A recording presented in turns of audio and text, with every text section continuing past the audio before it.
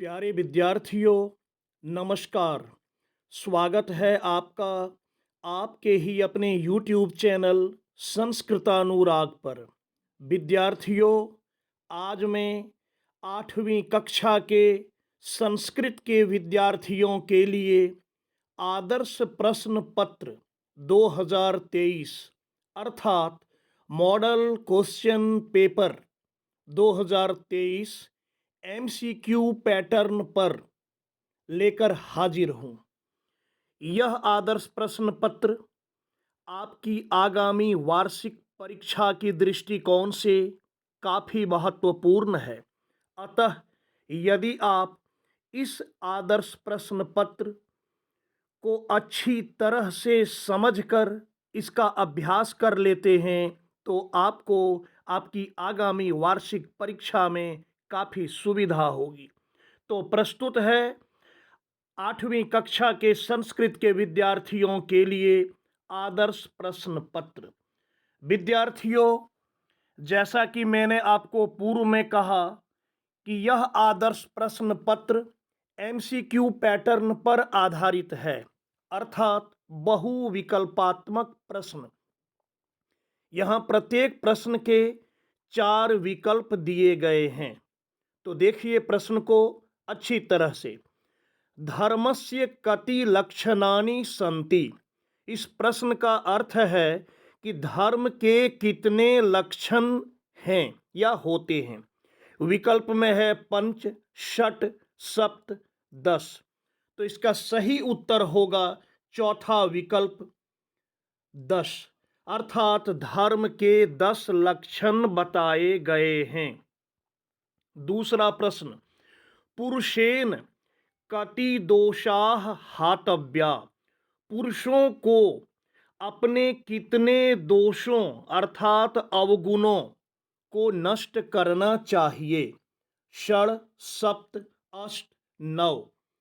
तो जैसा कि आपकी पाठ्य पुस्तक में कहा गया है, षड्दोषेन पुरुषेन हातव्या। पुरुषों को 6 दोषों का परित्याग करना चाहिए या अपने अंदर निहित 6 दोषों को नष्ट करना चाहिए। तो सही उत्तर होगा पहला विकल्प षड। अगला प्रश्न, कह करोति परंतु वदति न। कौन करता है लेकिन बोलता नहीं है। दुर्जनः, सुजनः, निर्धनः, कृषकः। इसका सही उत्तर होगा दूसरा विकल्प सुजनः, अर्थात सज्जन व्यक्ति किसी भी कार्य को करते हैं, बोलते नहीं हैं। कुछ लोग ऐसे भी होते हैं जो सिर्फ बकबक करते हैं, बोलते रहते हैं, परंतु करते नहीं हैं, जबकि सज्जन व्यक्ति बोलते नहीं हैं, कार्य को करके दिखलाते हैं। अगला प्रश्न, प्रश्न संख्या 4, का सर्वदा गतिशीला भवति। कौन हमेशा गतिशील होती है, गतिमान होती है। सरोवरः, कूपः, नदी, वृक्षः। तो विद्यार्थियों, सरोवर अर्थात तालाब, यह गतिशील नहीं होता है। कूप अर्थात कुआं, कुआं भी गतिशील नहीं होता है। नदी और वृक्ष, वृक्ष भी गतिशील नहीं होता है, एक जगह पर स्थिर रहता है, जबकि नदी हमेशा गतिमान रहती है, नदी हमेशा बहते रहती है। इसलिए इसका सही उत्तर होगा तीसरा विकल्प नदी। अगला प्रश्न, प्रश्न संख्या 5, कस्मात् परम सुखम नास्ति। किससे बढ़कर कोई सुख नहीं है। विद्यात, सुखात, संतोषात, धनात। इसका उत्तर होगा तीसरा विकल्प संतोषात। संतोष से बढ़कर कोई सुख नहीं होता है। छठा प्रश्न, नदी कुतः निस्सरति। नदी कहां से निकलती है या कहां से उत्पन्न होती है। कूपात, सागरात, वृक्षात, पर्वतात। तो इसका सही उत्तर होगा पर्वतात, क्योंकि अधिकांश नदियां पहाड़ों से निकलती है, जबकि और जो विकल्प है कूपात, कुआं से तो कोई नदी नहीं निकलती, समुद्र से भी नदी नहीं निकलती, बल्कि नदियां समुद्र में जाकर समाहित होती है और वृक्ष से तो कोई नदी निकल ही नहीं सकती। तो सही उत्तर होगा चौथा विकल्प पर्वतात।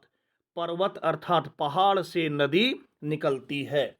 सातवां प्रश्न, नदी तटेषु केषां विकासः भवति। नदी के किनारे या नदी के तट पर किसका विकास होता है? ग्रामानां, महानगरानां, जनानां, पशूनाम। इसका उत्तर होगा दूसरा विकल्प ख नंबर नहीं बल्कि दूसरा विकल्प महानगरानाम। कहा गया है आपके पाठ में कि नदी के किनारे महानगरों का विकास होता है। नदी के किनारे जो महानगर बसे हुए होते हैं उनका विकास होता है। आठवां प्रश्न, वैधानिकापराधः किम अस्ति। वैधानिक अपराध क्या है? कानूनी अपराध क्या है? शिक्षा, सेवा, यौतुकम, ज्ञानम। तो शिक्षा, सेवा और ज्ञान ये तो अपराध नहीं है, जबकि यौतुक, यौतुक अर्थात दहेज, डाउरी, तो दहेज को वैधानिक अपराध बोला गया है। इसलिए इसका उत्तर होगा तीसरा विकल्प यौतुकम। नवां प्रश्न, खादित्वा इति पदे कः प्रत्ययः प्रयुक्तः। खादित्वा इस पद में कौन सा प्रत्यय प्रयुक्त हुआ है? कत्वा, तुमुन, ल्यप, क्षत्रि। तो खादित्वा अंत में त्वा है, जिसके अंत में त्वा हो उसमें कत्वा प्रत्यय लगा होता है, तो इसका उत्तर होगा पहला विकल्प कत्वा। अगला प्रश्न, नरः किम हित्वा सुखी भवेत। मनुष्य क्या करके या किस चीज को छोड़कर, किस चीज का परित्याग कर सुखी होता है? कामम, क्रोधम, लोभम, धनम। तो यहां होगा तीसरा विकल्प लोभम। मनुष्य लोभ को त्याग कर, लोभ का परित्याग कर सुखी होता है। 11वां प्रश्न, कः पुरुषः मृतः भवति। कौन पुरुष या कौन व्यक्ति जीते हुए भी मरे हुए के समान है? कौन पुरुष को मृत माना गया है, यह कौन पुरुष मृत होता है? धनिकः, दरिद्रः, ज्ञानी, अज्ञानी। इसका उत्तर होगा दरिद्रः।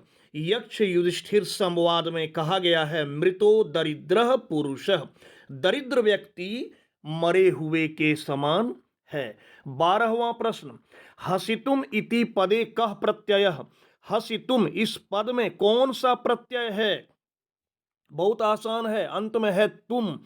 जिसके अंत में तुम हो उसमें तुमुन प्रत्यय लगा होता है, तो उत्तर हो जाएगा चौथा विकल्प तुमुन। 13वां प्रश्न, अज्ञानेन कः आवृतः अस्ति। अज्ञान से क्या ढका हुआ है, क्या आवृत है? लोकः, जनः, कूपः, वनम। तो यक्ष युधिष्ठिर संवाद में युधिष्ठिर ने यक्ष को जवाब दिया है अज्ञानेन आवृतः लोकः। लोकः का अर्थ है संसारः, संसार। यह संसार अज्ञान रूपी आवरण से ढका हुआ है। 14वां प्रश्न, केन मित्राणि त्यजन्ति या केन त्यजन्ति मित्राणि। आप इसको जैसे कहें, मित्रों का परित्याग कैसे होता है या क्यों होता है, किस कारण से होता है? तो धनात्, संगात, धर्मात्, लोभात। इसका उत्तर होगा चौथा विकल्प लोभात। लोभ के कारण या लोभ से मित्र त्यागे जाते हैं, मित्रों का त्याग होता है। अर्थात सच्ची मित्रता में लोभ नहीं होना चाहिए, लोभ नहीं करना चाहिए।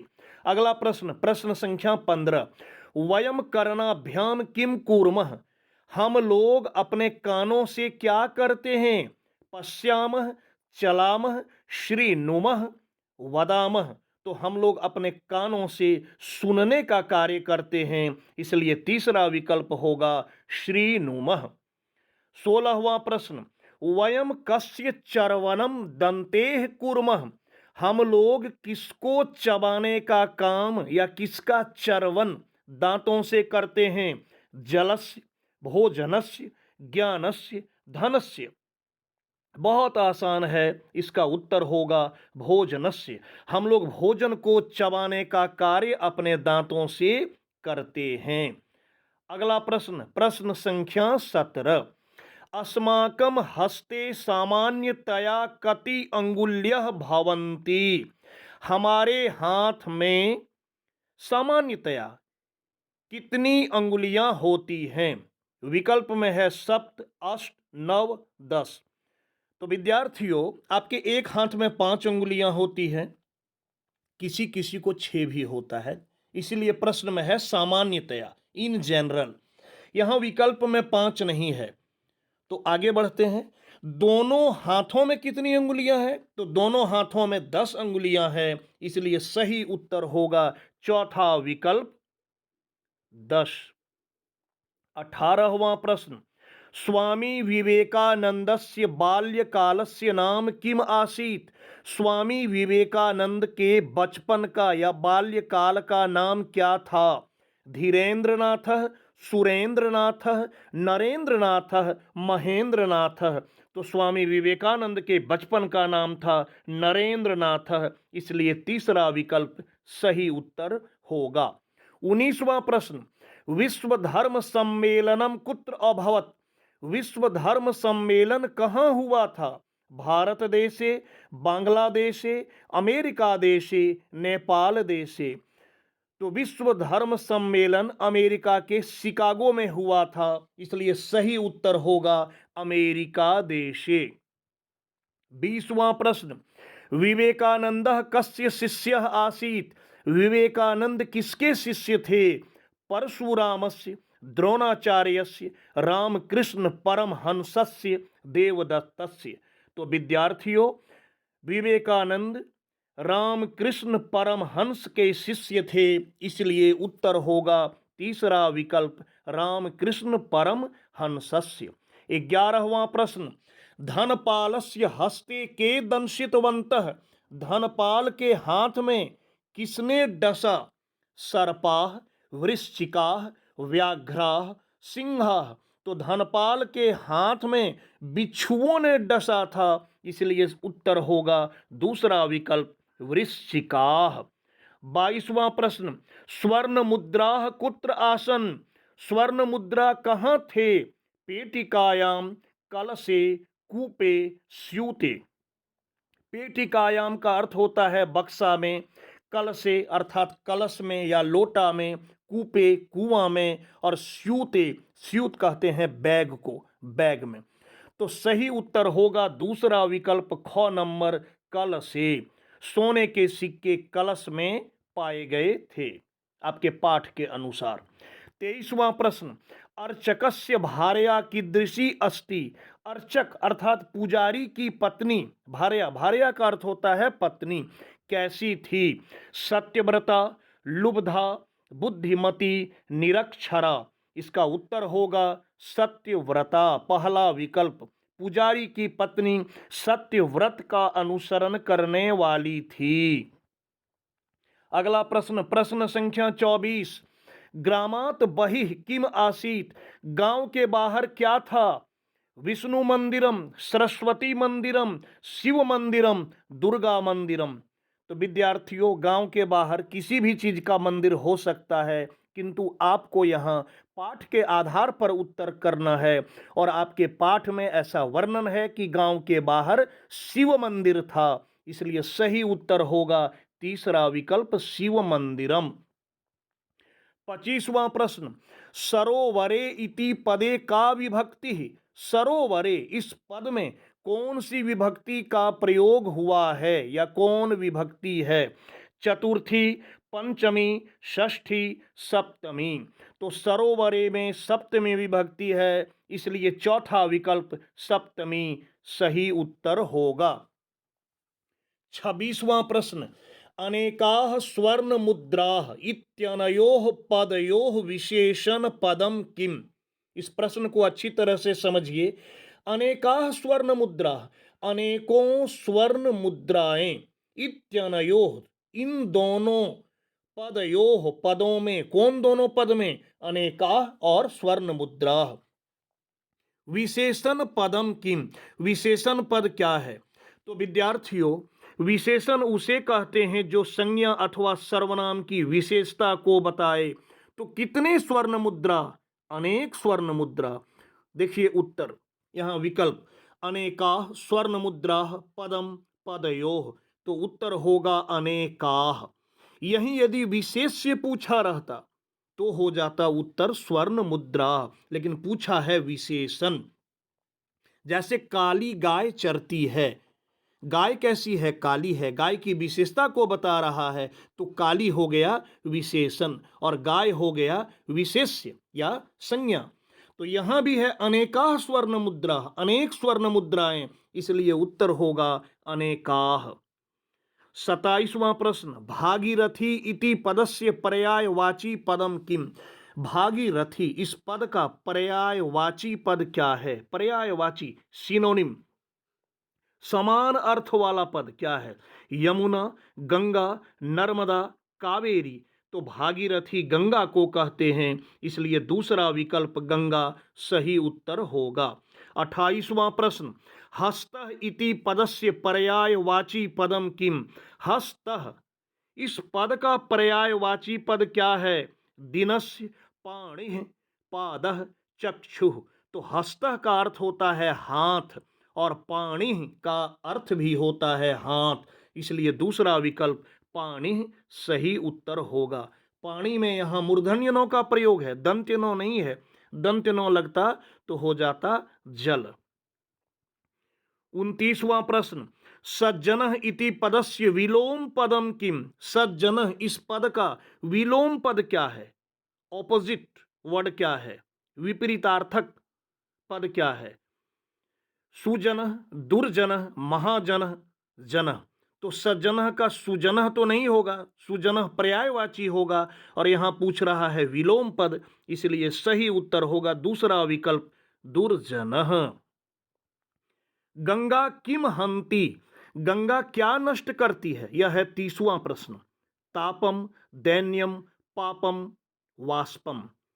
तो ऐसा बताया गया है आपके पाठ में एवं शास्त्रों में वर्णन है कि गंगा पाप मोचिनी कहलाती है, गंगा पापों को नष्ट करने वाली कहलाती है, इसलिए सही उत्तर होगा तीसरा विकल्प पापम। 31वां प्रश्न, केन चिंतितम कार्यम वाचा नेव प्रकाशयेत, किसके द्वारा सोचे गए कार्य को या चिंतित कार्य को वाणी से प्रकट नहीं करनी चाहिए? मनसा, वाचा, कर्मणा, चक्षुषा। इसका सही उत्तर होगा मनसा। मन में सोचे गए कार्य को, कि मन में जो सोचे, आप मन में जो प्लानिंग किए उसको वाणी के द्वारा प्रकाशित दूसरों के सामने नहीं करना चाहिए। 32वां प्रश्न, प्राचीन काले नारी नाम स्थिति कीदृशी आसीत, प्राचीन काल में अर्थात पुराने समय में, पुराने जमाने में महिलाओं की या औरतों की स्थिति कैसी थी? कठिना, सरला, अधमा, उत्तमा। तो आपके पाठ में वर्णन आया है कि प्राचीन काल में नारियों की स्थिति उत्तम थी, इसलिए चौथा विकल्प उत्तमा सही उत्तर होगा। प्रश्न संख्या 33, का देवी रूपा पूजनीया अस्ति, कौन देवी के रूप में पूजनीय है?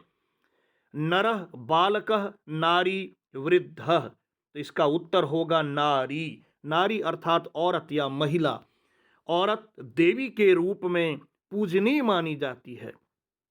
कहा भी गया है यत्र नार्यस्तु पूज्यन्ते रमन्ते तत्र देवता, जहां नारियों का सम्मान होता है वहां देवता का निवास होता है।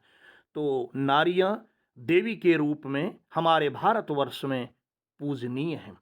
प्रश्न संख्या 34, कन्याम रक्षतु कन्याम पाठयतु इति कस्य उद्घोषम आसीत अस्ति, कन्या की रक्षा करो, कन्या को पढ़ाओ, या इसको दूसरे ढंग से कहें बेटी बचाओ बेटी पढ़ाओ, यह किसकी या किसका उद्घोष है? शिक्षकस्य, शिक्षक का, जनतायाः, जनता का, सर्वकारस्य, सरकार का, या बालकस्य, लड़के का। तो इसका उत्तर होगा तीसरा विकल्प सर्वकारस्य। बेटी बचाओ बेटी पढ़ाओ यह सरकार का उद्घोष है। प्रश्न संख्या 35, संस्कृत साहित्यम कति विधम वर्तते। संस्कृत साहित्य कितने प्रकार का होता है? द्विविधम, त्रिविधम, चतुर्विधम, षड्विधम। इसका उत्तर होगा द्विविधम। संस्कृत साहित्य दो प्रकार का होता है, लौकिक साहित्य और वैदिक साहित्य, या लौकिक संस्कृत और वैदिक संस्कृत। तो इसका उत्तर हो गया पहला विकल्प द्विविधम। प्रश्न संख्या 36, नीति शतकम केन रचितम। नीति शतक नामक ग्रंथ की रचना किनके द्वारा की गई? कालिदासेन, भर्तृहरिना, तुलसीदासेन, वाल्मीकिना। इसका सही उत्तर होगा दूसरा विकल्प भर्तृहरिना। भर्तृहरि ने नीति शतक नामक ग्रंथ की रचना की। प्रश्न संख्या 37, कति वेदाः सन्ति। कितने वेद हैं? वेद जो धार्मिक ग्रंथ है यह कितने प्रकार के हैं, या वेदों की कुल संख्या कितनी है? त्रयः, चत्वारः, पंच, षड। तो इसका उत्तर होगा चत्वारः।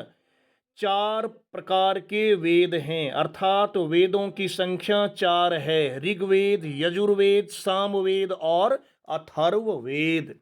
आगे बढ़ते हैं। प्रश्न संख्या 38, संस्कृत भाषा कस्य कृते सर्वश्रेष्ठा अस्ति। संस्कृत भाषा किसके लिए सर्वश्रेष्ठ है? अध्ययनस्य अर्थात पढ़ने के लिए, लेखनस्य लिखने के लिए, संगणकस्य अर्थात कंप्यूटर के लिए, और स्मरणस्य याद करने के लिए।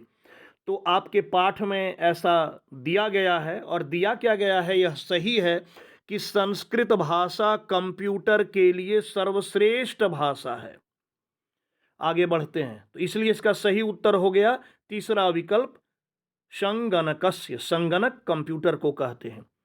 प्रश्न संख्या 39, मंडा इति पर्व कया आयोज्यते। यहां कथा हो गया है, कया आयोज्यते। मंडा पर्व का आयोजन कब किया जाता है या कब होता है? चैत्र मासे, वैशाख मासे, ज्येष्ठ मासे, आषाढ़ मासे। तो मंडा पर्व का आयोजन वैशाख महीना में होता है, इसलिए उत्तर होगा दूसरा विकल्प वैशाख मासे। प्रश्न संख्या 40, मंडा पर्वणि जनाः कम पूजयन्ति। मंडा पर्व में लोग किनकी पूजा करते हैं, किसकी पूजा करते हैं? दुर्गा देवी, शिवम, हनुमतम, गणेशम। तो इसका उत्तर होगा शिवम। मंडा पर्व में लोग भगवान शिव भोले शंकर की पूजा करते हैं। प्रश्न संख्या 41, मंडा पर्वणि रात्रो भगताः कुत्र स्नानं कुर्वन्ति। मंडा पर्व में रात को भगता का वर्णन आया है, कहाँ स्नान करते हैं? समुद्रे, नदी जले, कूपे, सरोवरे। समुद्र में, नदी के पानी में, कुआं में या तालाब में। तो इस पाठ में ऐसा वर्णन आया है कि मंडा पर्व में रात में भगता नदी के पानी में स्नान करते हैं, इसलिए दूसरा विकल्प नदी जले सही उत्तर होगा। प्रश्न संख्या 42, 42, मंडा पर्वणि दग्ध अंगारेषु नग्न पादाभ्याम के चलंती। मंडा पर्व में जलते हुए अंगारों में या जलते हुए आग पर नंगे पांव से या खाली पैर कौन चलते हैं? स्त्रियः, बालाः, वृद्धाः, भगताः। तो इसका सही उत्तर होगा चौथा विकल्प भगताः। जो भगता होते हैं वे मंडा पर्व में जलती हुई अंगारों पर नंगे पांव चलते हैं, खाली पैर चलते हैं। अगला प्रश्न, प्रश्न संख्या 43, भगताः कुत्र दोलन्ति। भगता कहाँ झूलते हैं? चक्रदोलायाम, वायुयाने, चित्रालय, वृक्षे। इसका उत्तर होगा चक्रदोलायाम, पहला विकल्प। चक्र रूपी दोला में, झूला में भगता झूलते हैं। प्रश्न संख्या 44, कीदृशी क्रिया भवेत्। हमारी क्रिया, हमारा कार्य कैसा होना चाहिए? गुणवती, दानवती, भोगवती, श्रमवती। इसका उत्तर होगा चौथा विकल्प श्रमवती, हमारा कार्य या हमारी क्रिया परिश्रम से युक्त होना चाहिए। कहा भी गया है कि जो परिश्रम करते हैं उन्हें सफलता मिलती है। 45वां प्रश्न, शिव निंदाम श्रुत्वा कह क्रुद्धः भवति। शिव निंदा को सुनकर कौन क्रोधित होता है? मेना, जया, विजया, पार्वती। शिव निंदा को सुनकर क्रोधित कौन होता है? यहां का होना चाहिए, कह के स्थान पर का, क्योंकि शिव निंदा को सुनकर कौन क्रोधित होती है, और क्रोधित होती है पार्वती। जब वटु का रूप, ब्रह्मचारी का वेश धारण करके पार्वती की तपस्या की परीक्षा लेने के लिए भगवान भोले शंकर वहां प्रवेश करते हैं और वह खुद शिव की निंदा करने लगते हैं, तो पार्वती क्रोधित हो जाती है। प्रश्न संख्या 46, का दानवती भवेत। दानवती कौन होना चाहिए? दान से युक्त क्या होना चाहिए? विद्या, लक्ष्मी, क्रिया, बुद्धि। तो पाठ के अनुसार कहा गया है लक्ष्मी दानवती भवेत। तो उत्तर होगा दूसरा विकल्प, लक्ष्मी, अर्थात धन दान से युक्त होना चाहिए। आपका धन ऐसा होना चाहिए जिसका आप दान भी करें, दूसरों के काम भी आए। प्रश्न संख्या 47, कस्य विद्या नो भवति। किसको विद्या नहीं होती है?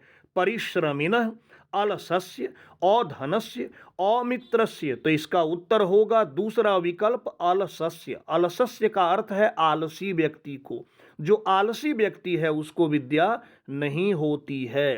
प्रश्न संख्या 48, नद्यः किमर्थम वहन्ति। नदियां किस लिए बहती हैं? क्यों बहती हैं? आत्महेतु, परोपकाराय, रक्षणाय, मनोरंजनाय। तो नदियां दूसरों की भलाई के लिए, दूसरों के उपकार के लिए बहती हैं, इसलिए सही उत्तर होगा दूसरा विकल्प, परोपकाराय। प्रश्न संख्या 49, शिवम पति रूपेण प्राप्तुम का तपस्याम अकरोत्। शिव को पति के रूप में प्राप्त करने के लिए कौन तपस्या की?